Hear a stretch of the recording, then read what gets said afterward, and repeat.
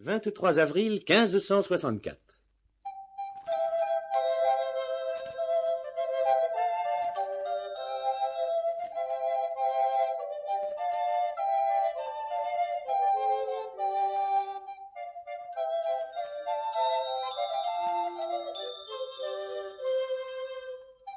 Richard Hornby, forgeron établi à Stratford-sur-Avon, est occupé à ferrer un cheval sur le pas de sa porte quand il entend soudain les cris d'un nouveau-né dans la maison voisine.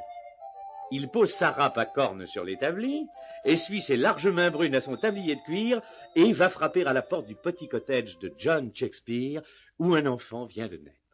C'est un fils, Richard, Dieu soit loué.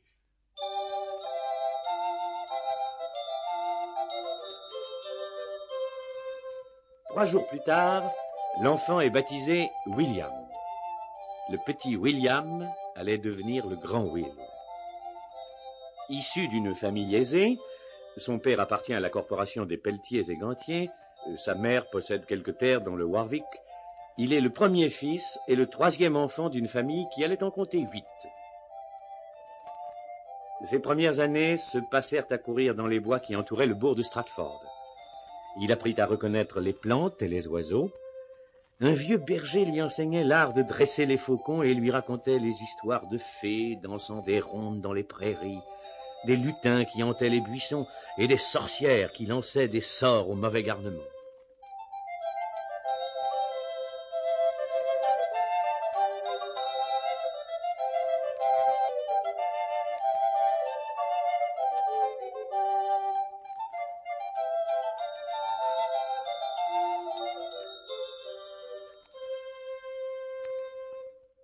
Il fréquenta d'abord la Grammar School de Stratford. Il y lisait la Bible, il y apprenait le latin, un peu de français, de grec, et surtout l'histoire d'Angleterre. Les sports y étaient à l'honneur et il y excellait.